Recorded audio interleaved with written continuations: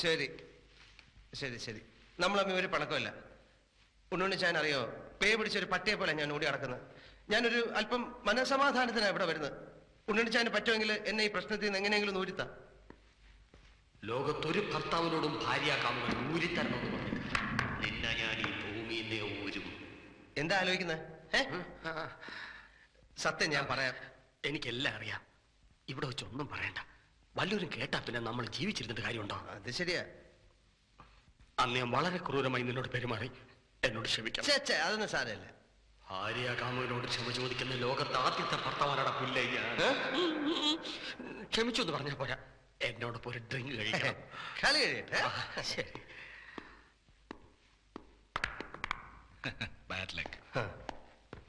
ഇങ്ങോട്ട് കൊണ്ടുവരട്ടെ. എന്തോന്ന്? ഒരു ചീഴ്സ് പറഞ്ഞാലേ നമ്മൾ തമ്മിലുള്ള പിണക്കം തീരുന്ന എന്റെ മനസ്സ് പറയുന്നത്. അങ്ങനെ അങ്ങനെ.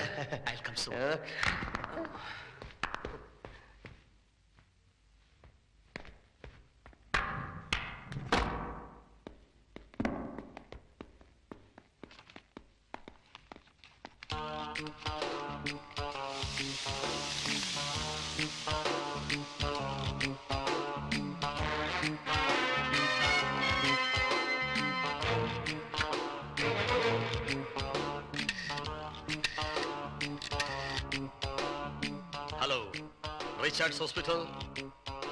വേഗം ഹൈ റേഞ്ച് ക്ലബിലേക്ക് ഒരു ആംബുലൻസ് അയക്കണം. ഒരു ശവം കൊണ്ടുപോകാനുണ്ട്. ബോബി, ഈ ബില്ലൊന്നും ഒപ്പിടണം. Oh, I'm sorry, I forgot.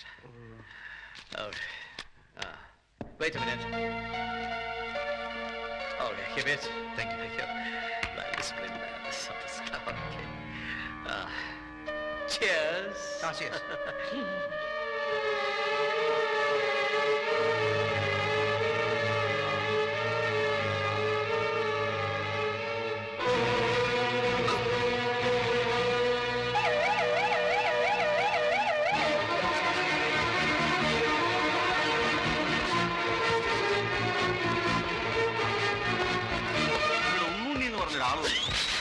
ചോദിച്ചറിയാം, ആള് വന്നിട്ടുണ്ട്.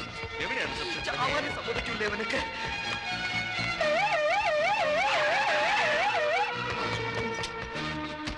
എവിടെ ശവം?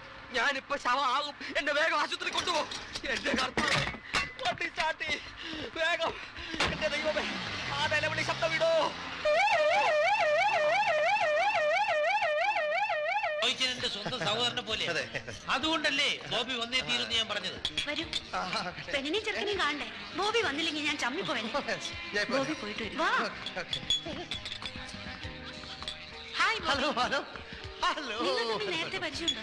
പിന്നെ മനസമ്മതത്തിൽ നിന്ന് നമുക്ക് സൗകര്യമായിട്ട് കൂടാം. ഇനി എന്റെ ഹസ്ബൻഡിനെ കണ്ടില്ലെന്ന് പരാതി വേണ്ട. വിവാഹത്തിന് ഞങ്ങൾ രണ്ടുപേരും കൂടെ ക്ഷണിച്ചിരിക്കുന്നു കേട്ടോ. അല്ല,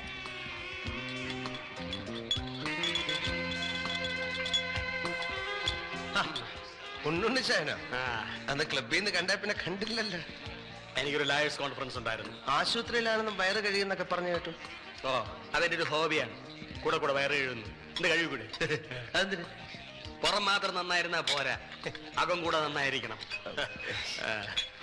നീ ഇയാളെ നീനയുടെ ഹസ്ബൻഡ് എന്ന് പറഞ്ഞല്ലേ പരിചയപ്പെടുത്തിയത്? അതെ.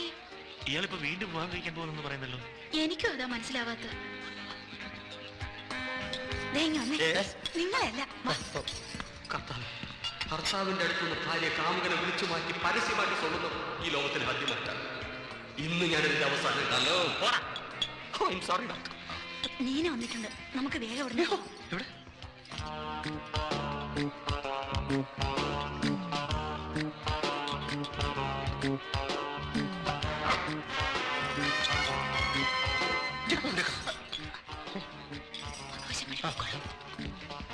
സത്യമാണോ നീ പറയുന്നത്? അതെ, നീന ബോബിയുടെ ഭാര്യയാണ്. ഞാൻ വ്യക്തമായിട്ട് ചോദിച്ചറിഞ്ഞു.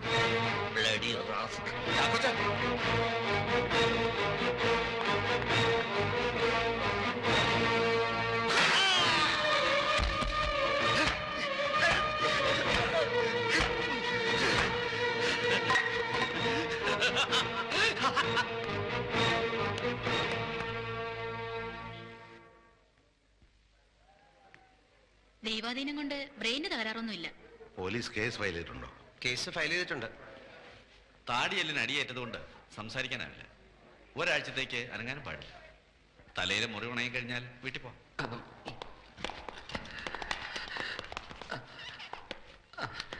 ഡോക്ടർ, അടിച്ചവന്റെ എന്തെങ്കിലും വിവരം കിട്ടിയോ? അയാൾക്കൊന്നും ഓർമ്മയില്ല. അല്ല, ഒരു ചെറിയ ചായയെങ്കിലും എങ്ങനെ ഇരിക്കുമെന്നൊരു... ആദ്യത്തെ അടിക്ക് തന്നെ ബോധം പോയി. എങ്ങനെ കാണാനാ? പണം കടം വാങ്ങി ആരോ ആണെന്നാ പോലീസ് റിപ്പോർട്ട്. ഓ, രക്ഷപ്പെട്ടു. അല്ല, രക്ഷപ്പെട്ടല്ലോ, ചാവാതെ രക്ഷപ്പെട്ടല്ലോ എന്ന് പറയായിരുന്നു. വിവാഹം ഏതായാലും നിശ്ചയിച്ച നാളിൽ തന്നെ നടക്കട്ടെ, അല്ലേ ചാക്കോച്ച? ചാക്കോച്ച സമ്മതിച്ചു. ഇനി നമുക്ക് മറ്റൊന്നും ആലോചിക്കാനില്ല, നടത്തുക തന്നെ. ഡാഡി എന്ത് ധൈര്യത്തിലാ വിവാഹത്തിന് സമ്മതിച്ചത്? വിവാഹത്തിന് മുമ്പ് അയാളോട് എല്ലാം തുറന്നു പറയണമെന്ന് ഞാൻ വിചാരിച്ച. പക്ഷേ ഈ നിലയിൽ കിടക്കുന്ന ഒരാളോട് എങ്ങനെ പറയും? നീ തന്നെയാണോ അയാളുടെ തലയടിച്ച് പൊളിച്ചത്? ഡാഡി ഒരുപാട് ചങ്ങിക്കുത്ത് നടത്താനും പറയരുത്. എനിക്ക് അങ്ങനെ വല്ല ഉദ്ദേശം ഉണ്ടായിരുന്നു ഞാൻ അവളുടെ തല അടിച്ചു പൊളിക്കില്ലായിരുന്നോ? നീ ഇനി വെറുതെ കുറ്റം പറയണ്ട. എനിക്കറിയാം എല്ലാവരും അവളുടെ പക്ഷത്താ.